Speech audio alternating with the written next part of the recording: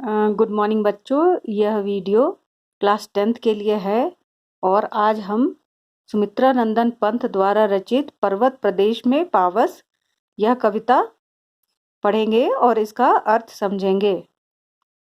तो पहले हम सुमित्रा नंदन पंत जो इसके कवि हैं उनके बारे में कुछ जान लें कि वह एक बहुत ही महान कवि थे।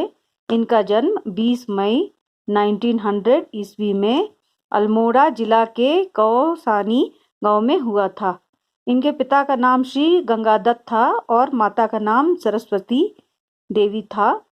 स्वभाव से बड़े ही कोमल और प्रकृति प्रेमी कवि थे। गांधी जी के असहयोग आंदोलन से ये काफ़ी प्रभावित हुए थे और तभी उन्होंने अपने कॉलेज की पढ़ाई छोड़ दी थी। संस्कृत, हिंदी, बांग्ला और अंग्रेजी इन भाषाओं का अध्ययन उन्होंने खुद ही किया और उसके बाद उन्होंने लेखन प्रारंभ किया। पंत जी की साहित्य अकादमी, सोवियत रूस तथा ज्ञानपीठ पुरस्कार से सम्मानित किया गया है। 28 दिसंबर 1977 में इनका देहांत हो गया। इनकी कुछ मुख्य रचनाएं जो हैं, प्रसिद्ध रचनाएं जैसे युगांत, पल्लव, गुंजन, वीणा, युगवाणी, ये सारे हैं। पंत जी ब्रजभाषा, अवधी तथा कहीं कहीं उर्दू तथा फारसी के शब्दों का भी प्रयोग किया करते थे तथा संस्कृत के तद्भव शब्द का तो काफ़ी ही इस्तेमाल करते थे।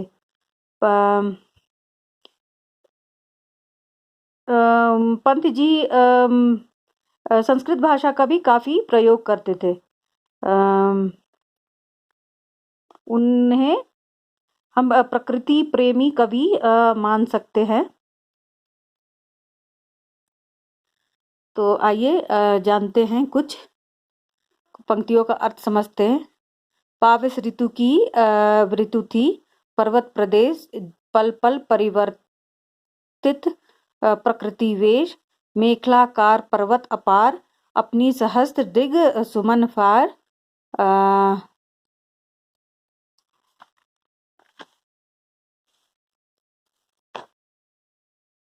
अवलोक रहा है बार बार, नीचे जल में निज महाकार।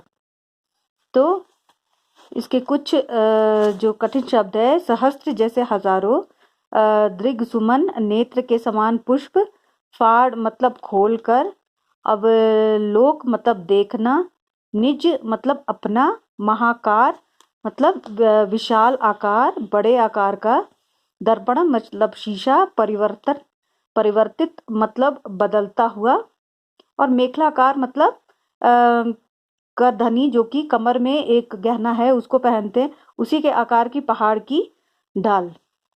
तो इन पंक्तियों में कवि यह कहना चाहते हैं कि पर्वत प्रदेश में पावस जो कविता है यह एक प्रकृति सौंदर्य को व्यक्त करने वाली कविता है।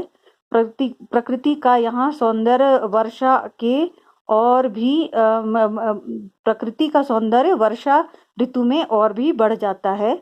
वर्षा काल में प्रकृति में क्षण क्षण होने वाले परिवर्तन देखकर लगता है कि प्रकृति सजने धजने के क्रम में पल पल अपना वेश बदल रही है।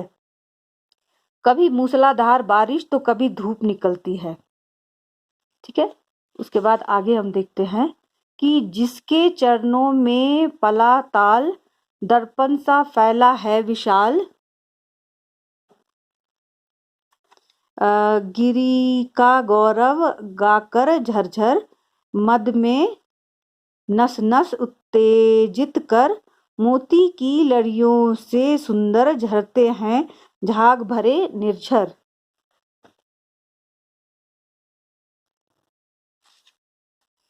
तो यहाँ पे गौरव मतलब यश, निर्झर मतलब झरना, गिरिवर मतलब ऊंचा पर्वत, उर मतलब हृदय, तरुवर बड़े वृक्ष, आकांक्षा मतलब ऊंचा उठने की इच्छा, कुछ बड़े बनने की इच्छा, तरुवर मतलब पेड़।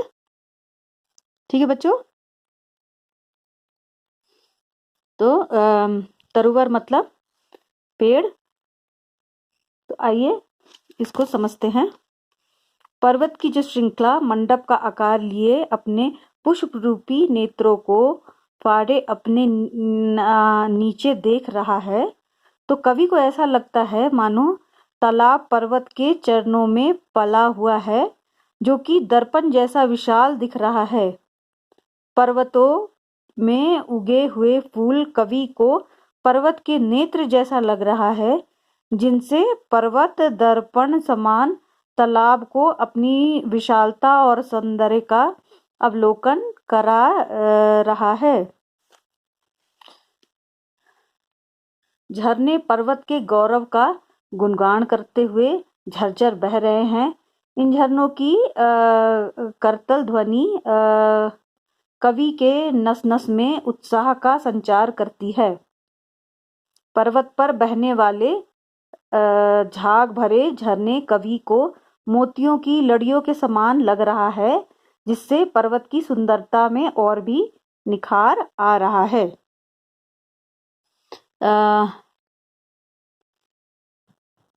फिर आगे की कुछ लाइनें हैं। गिरिवर के उर से उठ उठकर उच्चाकांक्षाओं के तरुवर हैं, झांक रहे नीरव नभ पर, अनिमेष अटल कुछ चिंता पर।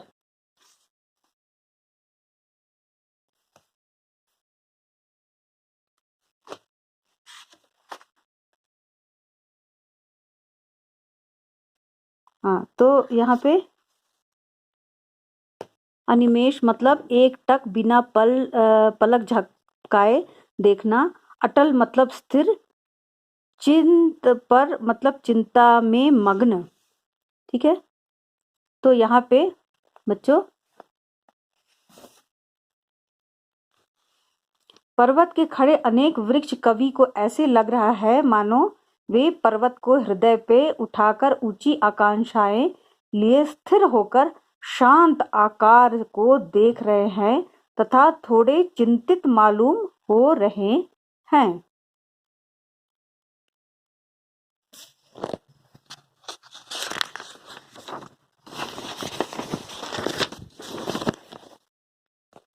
तो यहाँ बाकी आगे की पंक्ति है कि उड़ गया अचानक लो भूधर फड़का अपार पारद के पर रव शेष रह गए हैं निर्झर है टूट पड़ा भू पर अंबर। तो यहाँ पे कुछ जो कठिन शब्द है। भूधर मतलब पहाड़, पारद के पार मतलब